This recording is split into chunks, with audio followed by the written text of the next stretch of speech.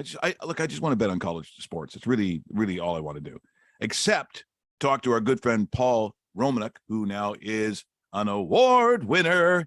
Yes, you are, my friend. Congratulations and welcome to the show, as always. Thank you very much. Always lovely to be here, as always. Yeah, I don't win many awards. So this was an unexpected honor, and it was pretty cool. I was really happy about it.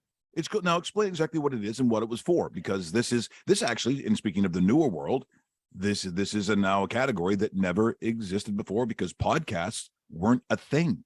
Yeah, they've been around for not podcasts. The Canadian Podcasting Association has been around for several years, but they've had an awards ceremony, virtual at this point still, for the last 5 years. It's Canadian Podcast Awards, and my podcast, the Walrus was Paul, that we've spoken about before, which is a music podcast where I talk to Canadian music people about their favorite Beatles album and Beatles tracks and how it's related the way they approach music. And we talk about their music as well. The podcast is called The Walrus Was Paul, as I mentioned, and it won the award for Outstanding Music Series in the 5th Annual Canadian Podcasting Awards. So it was the kind of the not funny, funny, weird is the award ceremony was last Friday, and I happened to be out doing something, so I wasn't sitting at home watching the awards on a stream. And I got back I was out at a dinner, and I got home, and I was standing in the kitchen talking to my wife and having a glass of wine, and as you do, I took out my phone just to scroll through my emails, and I went, "Oh my God!"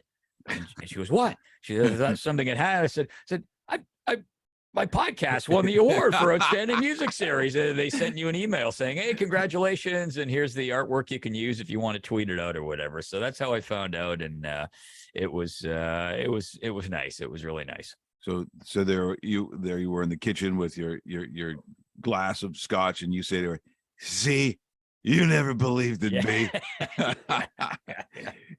Well, what I hasten to add is, as you know, Mike, and probably many of you listening, unless you're Joe Rogan or Malcolm Gladwell, it's difficult to monetize a podcast. I don't make a cent off of the podcast. I do it because I love doing it. I enjoy talking to music people. For me, a fantastic change from my old professional life of sports and more sports, which I still love, but it's nice doing music. So, hey, it doesn't put any money in my pocket, but makes me feel good. And thanks to the people at the Canadian Podcast Awards.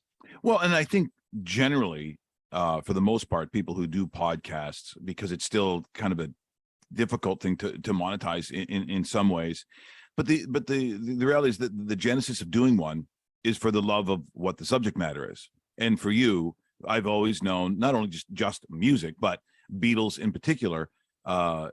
You that has been a passion of yours since I've known you. And people talked about that before we met. They said, just so you know, like somehow I'm going to go, you know what? Beatles suck. They're the worst band I've ever heard. What a bunch of no talents. It's Kiss. Kiss is the greatest band I've ever heard. But you do it because it was something that's in you, and maybe, just maybe, that's why it's so damn good, is because you would do it because there is not one penny to it. You do it because you love it.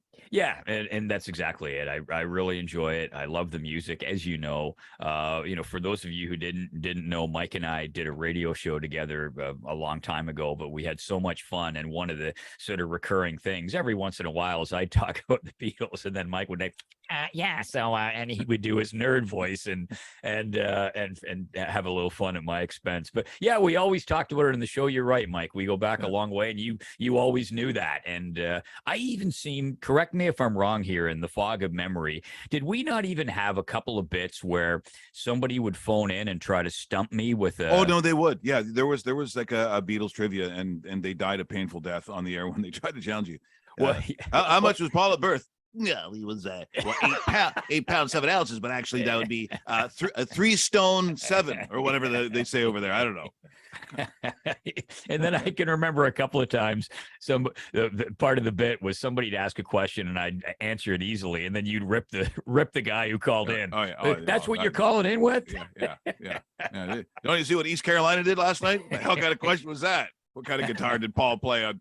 Yeah, it is also too, I think, not unlike someone like Toronto Mike, is you like the person, so you want to be on. I mean, I think the Canadian musicians, because the Beatles are at the heart of a lot of what has happened since like the 1960s. It's hard to take away that influence on any kind of music.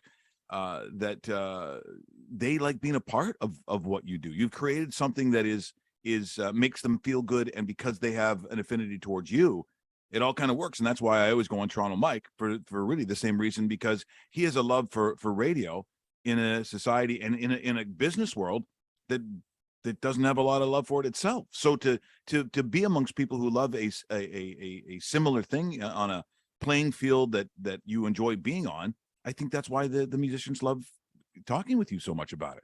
Yeah, maybe. They certainly like, I mean, I could go down the list. All of them have been great guests, but in particular, Jim Cuddy and Colin Cripps from Blue Rodeo really stand out. And they're going to come on again. There's a third series that's going to launch sooner than later.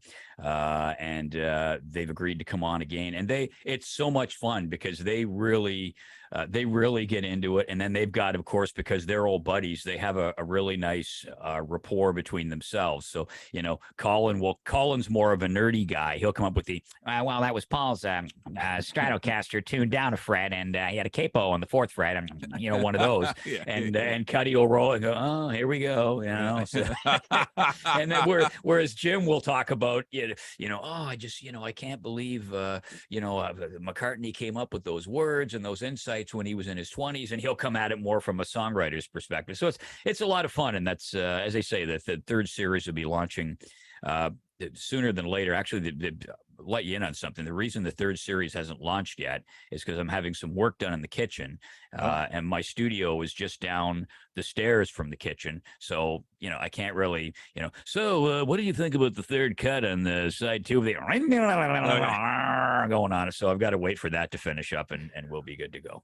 Well, there is a very, very famous, now it's, I've never heard it myself. I've only heard about it, but years ago, Dick Smythe, probably the most famous newsreader. And so Chum in the studio that we were in, well, of course it changed vastly by the time it was the Team 1050, but in the original studios, there was one that was like, they called the news booth, and they only used it for these interviews. So Dick Smythe was in there, and they were working. They didn't tell him that they were working on some part of the building in the studio that was close enough you could hear it, but he didn't know. So Dick was in there, and he's saying, so tell me, in Mogadishu, when you want, could you hold on a second? And you hear the door open. Could you excuse me? It's a goddamn radio station, and I'm trying to do an interview. So they go back down there. So when the children, when you found them and they starved, and bang, bang, bang, get on up, and then the language gets a little bit worse, but it's difficult to do an interview at that point. But congratulations on that. And as I said, comes from the love of the subject matter, which is why I think my new porn podcast is really. Can you imagine? Really going to be a brown. You know what the problem is? I bet you there's like 50 of them out there. Oh, I just thought of this. Yeah, that's a new idea. Yeah. Oh, I can just imagine. Oh, yeah. It'd be good though. Okay, yours would be really good. Yeah, it's like, hey, welcome to Poon Podcast. And this week, Chasey Lane tells us what it was like taking on 17 guys. Oh, okay. Well, let me tell you, Mike, years ago, they're just not the same anymore. There's no class. There's no class to them anymore. There's no storyline. So tell me, Chasey, when the biker came in, Oh, no.